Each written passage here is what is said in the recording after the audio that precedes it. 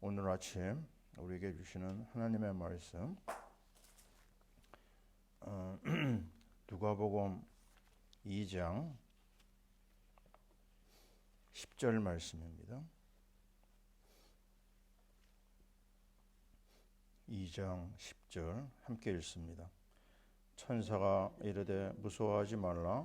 보라, 내가 온 백성에게 미칠 큰 기쁨의 좋은 소식을 너희에게 전하노라. 아멘. 자, 사도행전 16장 15절입니다. 16장 15절. 루디아에 관한 말씀입니다. 함께 읽어요. 그와 그 집이 다 세례를 받고 우리에게 청하여 이르되 만일 나를 주 믿는 자로 알거든 내 집에 들어와 유하라 하고 강권하여 머물게 하니라. 아멘. 자, 오늘 아침에는 성탄절과 루디아 이런 제목으로 말씀을 나누겠습니다. 자, 세계 역사에 중요한 그 전환점을 이루는 것이 몇 군데 있거든요. 우리가 알고 있는 대로 1517년에 일어난 종교개혁은 세계 역사를 완전히 바꿔놓은 것이죠. 그 배경에 역시 우리 하나님이 간섭하셨고 거기에 쓰임받은 사람이 마틴 루터였어요. 오직 의인은 믿음으로 말미암아 살리라. 로마서 1장 17절을 근거로 역사가 일어난 거죠. 그런데 그 역사가 있기 이전에 아주 중요한 또 터닝 포인트가 한 군데 있습니다. 그게 바로 어디냐면 빌립보에서 일어난 이야기예요. 자, 이 장면은 우리가 어떻게 이해를 해야 되냐면 원래 바울은 복음 전도를 아시아권으로 하려고 애를 쓴 것 같아요. 근데 이 터키 지방으로는 계속 뚫게죠 지금. 그쪽으로 이제 복음 전파를 하려고 애를 썼는데 성령께서 그 바울 팀에 가는 길을 막았어요. 그러다가 어느 날 그 환상을 보게 됩니다. 바울이. 그 환상 중에 나타난 일이 뭐냐면 마게도냐 사람이 환상 중에 나타나서 자기들을 도와달라 이런 걸 보게 된 거예요. 그래서 바로 자기들이 가졌던 전도 계획을 내려놓고 마게도냐로 건너갑니다. 마게도냐가 어디죠? 마게도냐가 바로 유럽입니다. 유럽의 첫 번째 관문이 어디냐면 그리스 지역에 있는 빌립보죠. 그래서 오늘 말씀이 빌립보에서 일어난 이야기거든요. 자, 이것을 단순히 우리가 마게도냐의 복음이 전파되기 시작했구나 이렇게 이해하면 안 되겠죠. 그 당시 역사적인 배경이나 상황을 놓고 보면은 유럽은요 정말 보잘것없는 그런 낙후된 지역이었어요. 우리가 알고 있는 대로 영국, 노르웨이 이런 나라들은 해적의 나라였습니다. 그리고 지금 독일 쪽에 있는 그런 지역들은 뭐 산적이라고 해야 될까요? 완전히 오랑캐 족속들이었거든요. 그런 문화적으로도 문제가 있는 그런 지역이었는데 이 빌립보에서 시작된 복음 운동을 통해 가지고 유럽의 복음이 증거되기 시작합니다. 이 상황을 영국의 역사가 아놀드 토인비라고 하는 학자가 이런 말을 했어요. 바울의 걸음이 세계 역사를 뒤집었다. 이런 말을 남긴 적이 있습니다. 이 무슨 내용이죠? 복음이 전파되는 곳에는 반드시 문화가 변화가 오게 됩니다. 복음이 증거되는 곳에는요 흑암 세력이 꺾이게 되어 있어요. 그러면 모든 삶에 변화가 옵니다. 자, 우리나라를 보더라도 그렇습니다. 사실 우리나라는 상당히 낙후된 또 일제에 그 고통을 당하고 있는 그런 시간들이 많이 있었죠. 근데 이 복음이 전파되면서부터 우리나라의 모든 곳에 영향이 오게 된 겁니다. 그래서 지금 우리나라가 이만한 발전과 또 축복에 온 것은 절대적인 하나님의 은혜고 복음을 통한 하나님의 축복이라고 믿습니다. 자, 오늘 우리는 이 말씀을 잘 보면 한 여자가 쓰임 받았어요. 그 여자의 이름이 루디아입니다. 이 루디아가 어떤 은혜를 받았느냐? 가만히 보면요, 그래도 하나님을 믿었던 여자 같아요. 오늘 16장 말씀에 보면은 이 사람의 배경에 그 하나님을 섬기는 14절 말씀에 보면 나오죠. 자색 옷감 장사였다. 장사하는 여자였어요. 근데 그 여자가요, 바울이 전하는 말을 여러 여자들이 들었는데 특히 루디아만 거기에 반응을 보였습니다. 근데 자세히 보면 이런 말이 있어요. 주께서 그 마음을 열어 그랬어요. 바울이 전하긴 했지만 하나님의 역사가 루디아에게 연결된 거죠. 자, 여기서 우리는 우리가 하는 게 아니구나. 가장 중요한 것은 하나님의 성령이 역사해야 되는구나. 그래가지고 이 여자가요, 이 복음을 받고 어떤 반응을 보였냐면 바로 바울의 말을 따릅니다. 하나님의 성령의 역사가 하면 아시잖아요. 우리 속에 흑암이 꺾이고 하나님의 영이 들어옵니다. 하나님의 영이 들어오면 반드시 나타나는 것이 기쁨입니다. 이거는 기쁨을 우리가 막을 수가 없어요. 우리 속에 일어난 하나님의 역사가 정말 말할 수 없는 감사와 감격과 기쁨으로 처음에 반응을 보이게 되죠. 그러니까 이 여자가 갑자기 어떤 말을 하냐면 15절에 세례를 받게 됩니다.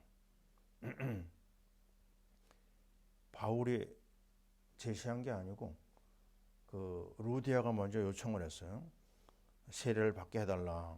그 다음 나온 말이 뭐냐면요, 나를 주 믿는 자로 알거든 우리 집에 와라. 와서 이 집에 머물라고 그럽니다.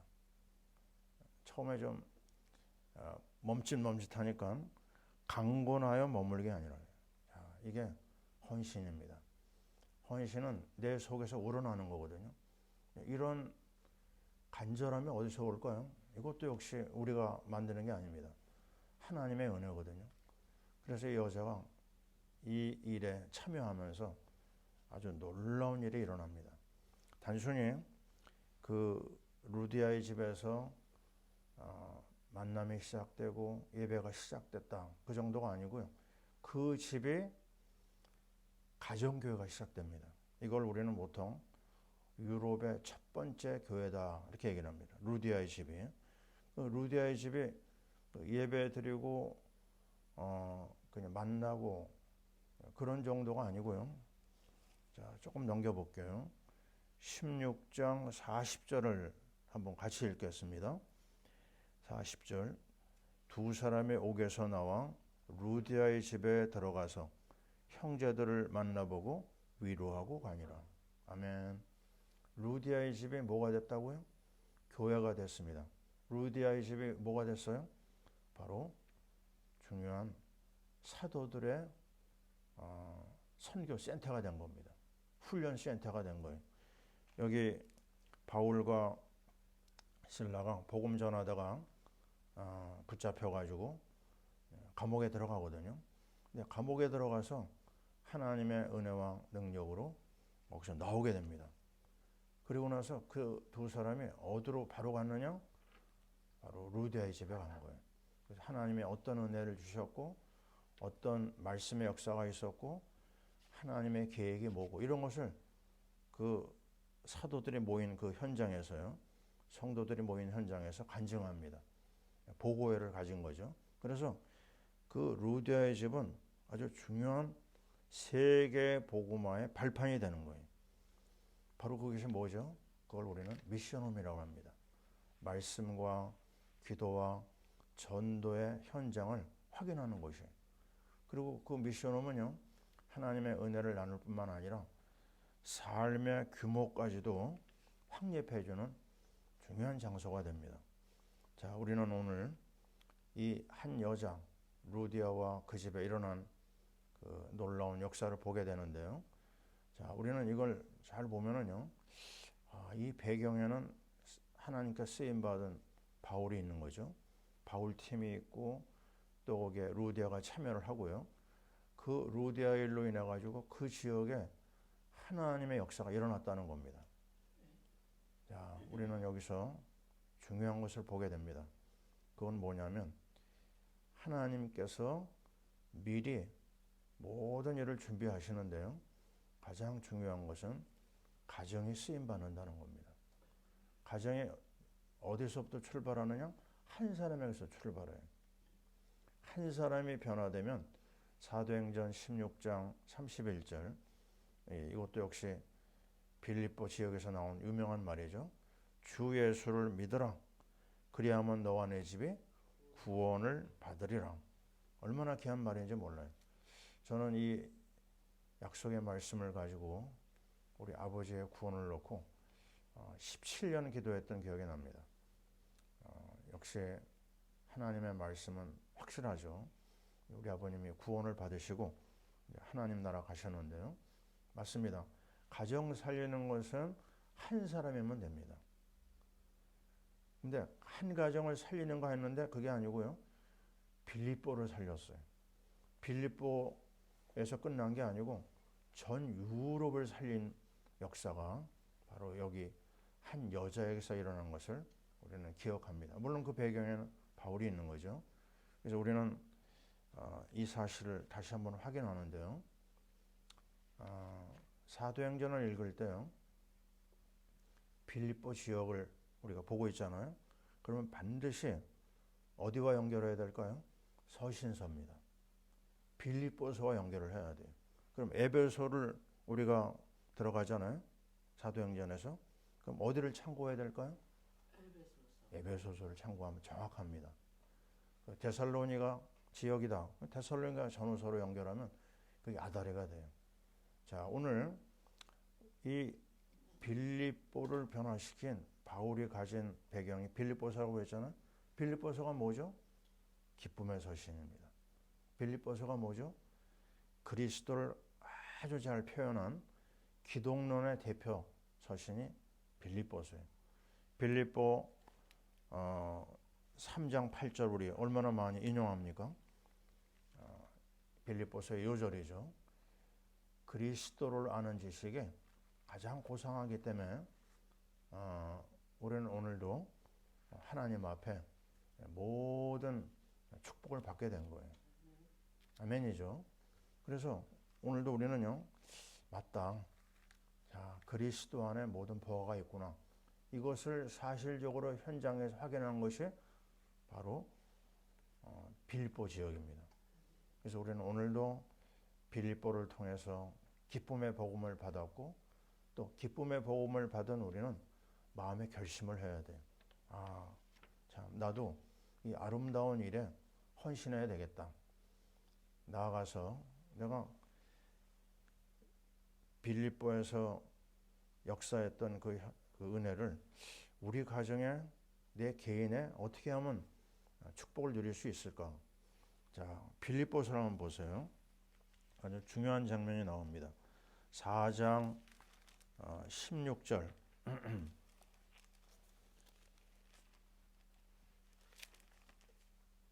에빌골 4장 16절에 16절을 제가 읽어보겠습니다. 데살로니가에 있을 때에도 너희가 한 번뿐 아니라 두 번이나 나의 쓸 것을 보내었도다. 뭘 했다고요?